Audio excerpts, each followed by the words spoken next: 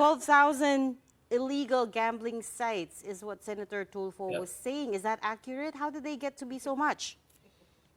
Well, that's more or less accurate because right now, when we block sites, we are around we have blocked around 10,000 sites already from since September of 2022. I think most of these are belong to the same group, though different platforms, which is very usual when it comes to illegal gambling, international gambling syndicates. But who are they? Who are these operators? Well, most of them we see that these are foreign. The back office is are located outside of the country. We see UAE, we see Bangladesh, Myanmar, Vietnam. Most of them are international criminal syndicates. Like I mentioned, some of them are Chinese nationals. We see Malaysian nationals. Um, so these are again, it's hard to map out because of they take advantage of this jurisdictional challenge when it comes to their operations.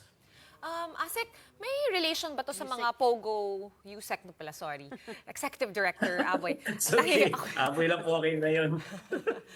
Hindi, para may intersection ba ito with yung mga dating Pogo operators as far as you can tell? Yes, most of the operations are very similar and very reminiscent of the Pogo operations. Although the betters, when you talk about Pogos, are located outside the country, but here, since these are international syndicates, basically they operate the same way, uh, as well as scam hubs. Again, they try to exploit that jurisdictional challenge because most of the scam hubs that we see here in the Philippines victimize people outside of our country. The one in Cebu victimizes people in South Africa. So it's very reminiscent of the operations of Pogos. So you see these Pigos whose back offices are outside the country victimizing or targeting Filipino bettors. And the last time we spoke to you here on The Big Story, no, we were talking about that impending social media influencer takedown of those influencers that promote illegal online gambling sites. Kamusta naman yung nagyari doon? Meron ba kayong nahuli? Meron bang hindi sumunod? Well, marami naman sumunod. Yun lang yung pasalamat ko. Almost 85% of them complied. Though we're receiving and we're monitoring, some of them are going back to promoting illegal online gambling platforms. And this time, hindi na ho kami makikiusap. Tuloy-tuloy na ho. We will be sending them both notices to explain on why government shouldn't pursue cases against them. And we are directly contacting social media platforms to take down not only their contents, but their sites as well. And the e-wallets have finally been delinked. You said that this was one of the ideal situations for you. And now that it has actually happened, I'm sure may ibang problema na nag-crop up. How has it been? I know it's fairly new, but may developments ba? Well, what happened kasi is these e-wallets just delinked the payment or the gaming platforms from their sites. They didn't totally stop servicing these illegal gaming platforms. Eh. So that's our goal sana na we have these payment platforms identify and deny their services to illegal online gaming or even payment scams or other scams. They should be denied the services because these are being used. Kasi tinatawag natin dito yung mga fiat platforms eh. So, mas madali tumaya sa kanila. So, the goal is have them deny their services to these criminal syndicates. Can you compel them to do that though? Well, yes, it's a valid exercise naman of police power ng Estado. So, again, we're looking at the best practices outside the country. For example, in other countries kasi, when it comes to betting platforms, the government also serves as the payment platform. So, I think that's a model we can copy here in the Philippines that these payment platforms shouldn't service any form of online casinos or online gambling, whether they're legal or illegal. Then the government would be the one taking care of the legal sites when it comes to servicing their activities. Wait, but you say that you're pushing for all the e-wallets to stop servicing online gambling altogether. That includes the legal online gambling operators, and B, Which government agencies are involved? Is it just the ICC or who else is here? No, when we propose that, we're looking at the models of other countries. So we're looking at Land Bank or what's the other DBP, Development Bank of the Philippines, to service out the legals and the legal platforms and the license operators of these gambling platforms. So it's easy for us to identify if a payment platform is servicing online gaming. They don't have any excuses that they're servicing legal platforms. They don't have a choice because they're registered. So we want to take away that excuse from these payment platforms. Yeah, yeah, kaya nga, but who is pushing exactly? Is it just the ICC that wants this to happen, or are there other government agencies involved?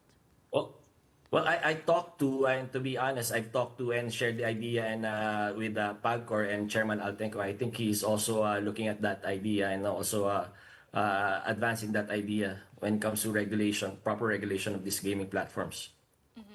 Okay, but Yusek, even if these e-wallets have de-linked gambling sites, it seems that they have migrated to other applications that are also as accessible. What's being done about that? Should that be okay? Because some users are reporting that nothing changed. Now, I think we have to acknowledge that there's a difference, there's a change, and there's a positive change that happened. It became less accessible and less. I'm looking forward, less enticing to gamblers and online bettors. So that's a positive change, though it didn't solve the problem in totality. But we're looking at as you said, we're looking at other means that illegal gaming platforms are trying to service out their bettors in terms of how they can bet within their platforms. So one way, as per we were talking earlier, me and Pawi before the show, she said that these are on encrypted messaging apps. We all know what those are. There's a purple one, there's a green one, there's a blue one. Would we have any sort of control? Like, pwede ba silang pakiusapan to cooperate? Oh, yeah. In fact, there's a development on that side because before I left for DC, I talked with Telegram, who told us and who exclaimed that their platforms have zero tolerance when it comes to anything illegal. We'll be having talks with Viber, I think, this week. So we are really looking at these platforms because these platforms are being used for other criminal activities as well. You have human trafficking there. You have pornography there. You have scams being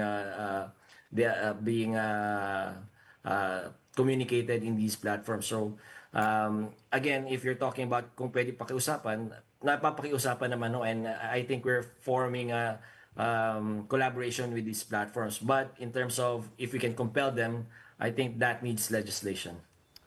And shopping apps. Oh yeah, Shopping you can apps buy as well. You can vouchers. buy vouchers? Vouchers. Are you aware of Yeah. that? Yes, that's something new for us, and that's something we'll be looking at when it comes to the vouchers in shopping platforms. So these criminal enterprises are being really creative right now, and that means that we're having something positive for government. It means that we're having an effect on them, disrupting their operations. So they are resorting to being creative, and somehow we want to get to a point that it becomes so inaccessible and so tedious for the bettors that they just give up on these illegal platforms altogether. I'm still bothered by the plan to take away the servicing aspect from. I'm guessing it's not just the e-wallets that you want to take it away from. You want to take it from the banks. Kasi gusto mo sa Land Bank or DBP lang magka-cash in yung customers, for instance, correct? Yes, Okay, Sean, because at least with It's government, you have a unreg. strong KYC. But Sorry, Reg. no, Sorry, no, it's sorry. okay, it's okay. But Sorry, the Reg. point there is, parang that's a bit heavy-handed.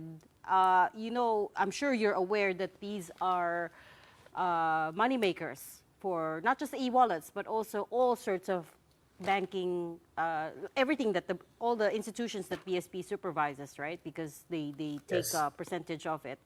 I think you're going to come up Yes. against major resistance to that. Have you thought Well, that it through? takes Yeah. We have thought about it. We have considered it, but this is a proposal that would heavily, because you have to understand that the gaming industry is a highly regulated and heavily regulated industry. So it's again, it's a valid exercise of police power by the state.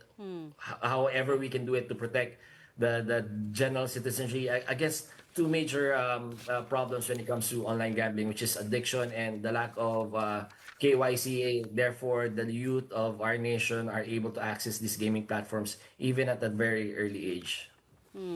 So it's not a total gambling ban, but the goal is to make it so inaccessible people give up anyways, I guess. Yes. In short. Yes. Okay, we'll leave the conversation there for now. We'll check back in with you for updates a little later on. But thank you so much for your time tonight. Undersecretary Aboy Paraiso of the CICC.